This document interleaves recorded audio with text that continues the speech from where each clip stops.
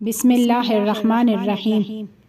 ایک عالم بزرگوار نے ایک ٹرک ڈرائیور سے سنا کہ وہ بیان کرتا ہے کہ تقریباً 50 سال پہلے کہ جب میں جوان تھا، میں نے اپنی ٹرک میں مشہد سے سامان بھرا اور دور کے ایک شہر کی جانب روانہ ہوا۔ تقریباً میں مشہد سے 100 کلومیٹر دور ہو چکا تھا۔ ہوا انتہائی ٹھنڈی تھی، صرف برف نہیں تھی بلکہ برف کا طوفان تھا۔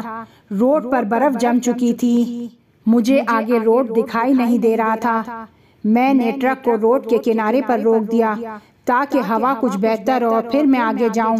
میں نے ٹرک کی مشین کو بند نہیں کیا بلکہ گاڑی کو اسٹارٹ کر کے رکھا تھا تاکہ گاڑی گرم رہے۔ وہ صحیح سے کام نہیں کر رہی تھی اور مسلسل لرز رہی تھی۔ 2 سے 3 منٹ کے بعد ٹرک خاموش ہو گیا۔ ٹرک کی موٹر بند ہو گئی۔ میں پریشان نہیں ہوا کیونکہ مجھے ٹرک ٹھیک کرنا آتی تھی۔ میں نے موٹر کو چیک کیا اور جہاں جہاں سے خراب ہونے کا امکان تھا میں نے اس کو صحیح کیا، لیکن پھر بھی ٹرک اسٹارٹ نہیں ہوئی۔ مجھے نہیں معلوم تھا کہ خدا مجھے کچھ عطا کرنا چاہتا ہے۔ میں پریشان ہو گیا کہ یہاں پر اکیلا اس برفانی طوفان میں اور ٹرک بھی اسٹارٹ نہیں ہو رہی ہے، کوئی بھی نہیں ہے۔ میں کس کو مدد کے لیے بلاؤں؟ تقریباً 1 سے 2 گھنٹے گزر چکے تھے۔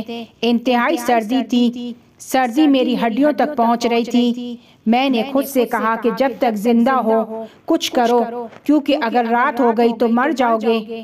میں نے دوبارہ ٹرک کی موٹر کو چیک کیا لیکن پھر بھی ٹرک اسٹارٹ نہیں ہوئی۔ میں ٹرک کے اندر آ کے بیٹھ گیا۔ یہاں پر بھی سردی زیادہ تھی لیکن برف نہیں تھی۔ مجھے بیٹھے ہوئے ابھی تھوڑی دیر ہی ہوئی تھی تو مجھے نیند آنے لگی اور میں جانتا تھا کہ یہ نیند نہیں ہے، اگر میں سو گیا تو میرا کام تمام ہے۔ ایک لمحے کے لیے میری بیوی بچوں کی تصویریں میرے آنکھوں کے سامنے آنے لگی اور میں سمجھ رہا تھا کہ میں اب ان کو نہیں دیکھ سکوں گا۔ میں سمجھ گیا کہ اب میری زندگی ختم ہونے والی ہے، آخری لمحات ہیں۔ اچانک میرے ذہن میں ایک تقریر کرنے والے کے جملے گونجے، جب بھی بیچارے ہو جاؤ تو کہو یا صاحب الزمان ادرکنی یا صاحب الزمان اغثنی۔ یہ جملے آپ کے ذہن میں بھی ہوں۔ کبھی بھی کسی بھی مصیبت میں گرفتار ہو جائے اور کوئی چارہ نظر نہ آئے تو کہیں کہ یا صاحب الزمان ادرکنی یا صاحب الزمان اغثنی، میری فریاد کو پہنچیں۔ مجھے خدا سے بات کرتے ہوئے شرم محسوس ہو رہی تھی کیونکہ میں صحیح سے نماز نہیں پڑھتا تھا۔ کچھ گناہ کی عادت تھی، اس کو بیان نہیں کر سکتا کہ وہ کیا ہے۔ مجھے خدا سے بات کرتے ہوئے شرم آ رہی تھی لیکن جانتا تھا کہ آخری لمحات ہیں۔ دل میں خدا سے صادقانہ وعدہ کیا کہ خدایا تجھے تیری عظمت کی قسم، اگر مجھے اس حالت سے نجات مل گئی اور میں دوبارہ اپنی بیوی بچوں سے مل سکا تو میں تجھے وعدہ دیتا ہوں کہ میں اپنی نماز کو اول وقت پڑھوں گا اور وہ گناہ کہ جس کی میں نے عادت کر لی تھی ترک کر دوں گا۔ میں نے خدا سے سچا وعدہ کیا۔ اچانک میں نے دیکھا کہ برف میں سے ایک شخص چلتا ہوا میری جانب آ رہا ہے۔ مجھے گمان ہوا کہ یہ بھی کوئی ٹرک ڈرائیور ہے کہ جس کی گاڑی خراب ہو گئی ہے، کیونکہ پکڑ پلاس اس کے ہاتھ میں تھا۔ جب وہ میری گاڑی کے قریب آیا تو میں نے شیشے کو نیچے کیا تاکہ اس سے پوچھوں کہ کیا ہوا ہے۔ اس نے مجھے سلام کیا، میں نے سلام کا جواب دیا۔ اس نے مجھ سے پوچھا کہ کیا ہوا ہے، میں نے تفصیل کے ساتھ اس کو بتایا۔ وہ کہنے لگا کہ کوئی خاص چیز نہیں ہوئی ہے، میں تمہاری موٹر کو دیکھ دیتا ہوں اور جب کہوں اسٹارٹ کرو تو اسٹارٹ کرنا۔ میں نے انتہائی دقت کی اور مجھے یاد ہے کہ اس نے موٹر کو ہاتھ تک نہیں لگایا، صرف اس کا ہاتھ میرے ٹرک کو لگا تھا۔ وہ کہنے لگا کہ ٹرک کو اسٹارٹ کرو، میں نے اسٹارٹ کی اور ٹرک اسٹارٹ ہو گئی۔ اچانک میرے ذہن میں آیا کہ اس ٹرک ٹھیک کرنے کا کیا فائدہ، ٹرک ویسے ہی خراب ہے اور ہوا بھی خراب ہے۔ اگر چند قدم آگے چلوں گا تو یہ پھر دوبارہ بند ہو جائے گی۔ جیسے ہی خیال میرے ذہن میں آیا اس نے مجھ سے کہا کہ پریشان نہ ہو، یہ ٹرک تم کو گھر تک پہنچا دے گا۔ میں نے اس سے پوچھا کہ میں خود ٹرک ٹھیک کرنے کا ماہر ہوں، ٹرک کو کیا ہوا تھا، تم نے ایسا کیا کیا کہ وہ ٹھیک ہو گئی؟ وہ کہنے لگا جو بھی تھا اب ختم ہو گیا۔ میں نے اس سے کہا چلو میں تمہارے ساتھ چلتا ہوں تاکہ تمہاری گاڑی بھی ٹھیک ہو جائے۔ وہ کہنے لگا شکریہ، مجھے تمہاری مدد کی ضرورت نہیں ہے۔ میرے جیب میں بہت زیادہ پیسے تھے۔ میں نے اس سے کہا کہ تمہیں جتنے بھی پیسے چاہیے میں دینے کو تیار ہوں، تم نے میری جان کو نجات دی ہے، جس قدر بھی پیسے مانگو گے میں تمہیں دوں گا۔ وہ کہنے لگا شکریہ، مجھے تمہارے پیسوں کی ضرورت نہیں ہے۔ اب میں نے اس سے کہا کہ ایسا نہیں ہو سکتا، نہ تمہیں میری مدد کی ضرورت ہے نہ میرے پیسوں کی ضرورت ہے، یہ مردانگی نہیں ہے کہ میں تمہیں اس طرح جانے دوں۔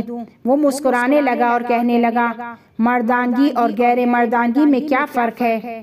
میں گاڑی کے اندر تھا اور وہ برف میں کھڑا ہوا تھا، آہستہ آہستہ بات کر رہا تھا، اس سے کوئی جلدی نہیں تھی۔ میں نے اس سے کہا کہ مردانگی یہ ہے کہ اگر کوئی اس کی مدد کرے تو وہ بھی اس کی مدد کرے، اور وہ ڈرائیور کی جو مردانگی نہیں رکھتا، اگر کوئی اس کی مدد کرتا ہے تو وہ اس کی مدد کیے بغیر چلا جاتا ہے۔ میں یہ نہیں کہہ رہا تھا کہ میں بہت زیادہ مردانگی رکھتا ہوں، لیکن ایسا بھی نہیں تھا کہ میرے اندر مردانگی نہیں تھی۔ وہ مسکرانے لگا اور مسکراہٹ کے ساتھ کہا اگر چاہتے ہو کہ ہماری کوئی مدد کرو تو اپنے اس وعدے پر عمل کرنا۔ میں نے اس سے پوچھا کون سا وعدہ؟ اس نے کہا وہی وعدہ کہ اپنے نمازوں کو اول وقت پڑھو گے اور وہ گناہ کہ جس کی عادت کر لی تھی اسے ترک کر دو گے۔ میں نے دل میں سوچا کہ یہ وعدہ تو میں اپنے دل میں خدا سے کیا تھا اور کسی کو بھی اس کی اطلاع نہیں تھی۔ میں سمجھ گیا کہ یہ وہی ہے کہ جس کو میں نے پکارا تھا، جس سے میں نے مدد مانگی تھی۔ میں چاہتا تھا کہ ٹرک سے نیچے اتروں اور خود کو ان کے قدموں میں ڈال دوں اور ان سے معافی مانگوں کہ میں اس قدر بھی ادب نہ کر سکا کہ اپنی گاڑی سے نیچے آؤں۔ آپ برف میں کھڑے رہے، آپ نے میری مدد کی، شاید ایک سیکنڈ نہیں گزرا تھا اور میں نے دروازہ کھولا۔ میں نیچے آیا لیکن وہاں پر کوئی نہیں تھا۔ میں نے ٹرک کے گرد گھومنا شروع کیا، میں دوڑا کہ ان کو ڈھونڈوں لیکن وہاں پر وہ نہیں تھے۔ میں واپس اس ٹرک میں آ کر بیٹھا جس کو انہوں نے اسٹارٹ کیا تھا اور چاہتا تھا کہ اس ٹرک کو اسٹارٹ کروں اور راستے پر چلوں، لیکن میرے آنسو مجھے اجازت نہیں دے رہے تھے۔ یا صاحب الزمان، مگر ہم نے کیا کیا ہے کہ آپ اس قدر اپنا ہاتھ ہمارے سر پر رکھتے ہیں اور ہمیں رہا نہیں کرتے ہیں؟ ہم نے آپ کو اذیت دی، آپ کو رلایا۔ یہ ٹرک ڈرائیور کہتا ہے کہ میں اسی حال کے ساتھ روانہ ہوا اور جا کر اس سامان کو خالی کیا اور پھر اپنے گھر گیا، اپنی بیوی بچوں کو جمع کیا۔ میں نے ان سے کہا کہ میرے بچوں، میری بیوی، آج کے بعد سے ہماری زندگی ایک اور طرح کی زندگی ہے۔ آج سے ہم لوگ اول وقت نماز پڑھیں گے، لاابالی لوگوں کے ساتھ تعلقات نہیں رکھیں گے۔ میں نے اپنی بیوی سے کہا آج سے تم اپنی حجاب کا مکمل خیال رکھو گی، اور اگر تم اپنے حجاب کا خیال نہیں رکھ سکتی تو میرے ساتھ نہیں رہ سکتی۔ اگر حجاب کا خیال رکھو گی تو صحیح ہے، وگرنہ میں تم کو مجبور نہیں کروں گا۔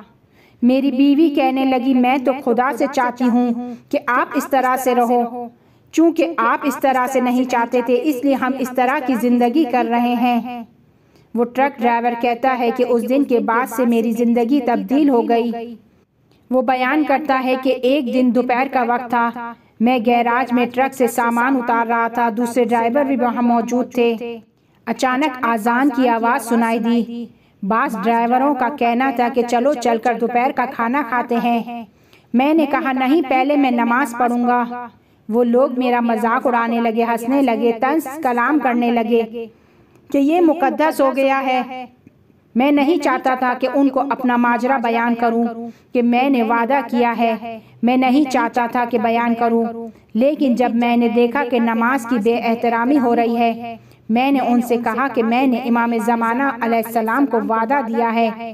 جب میں نے ان کو بیان کیا تو وہ سب آگے بڑھ کر میرے ہاتھ اور چہرے کو چومنے لگے اور مجھ سے معافی مانگنے لگے، اور پھر ان سب نے وہاں گیراج میں اول وقت نماز پڑھی۔ خدا کی قسم ہم سب نے بھی وعدہ دیا ہے، اگر وعدہ نہیں دیا ہوتا تو ہم سب کے دلوں میں اہل بیت کی محبت نہیں ہوتی۔ اس وعدے میں شک نہیں ہے، فرق یہ ہے کہ بعض اپنے وعدے پر ڈٹے ہوئے ہیں۔ خوش قسمت ایسے لوگ آئیں مل کر اپنے وعدے پر ڈٹے رہیں۔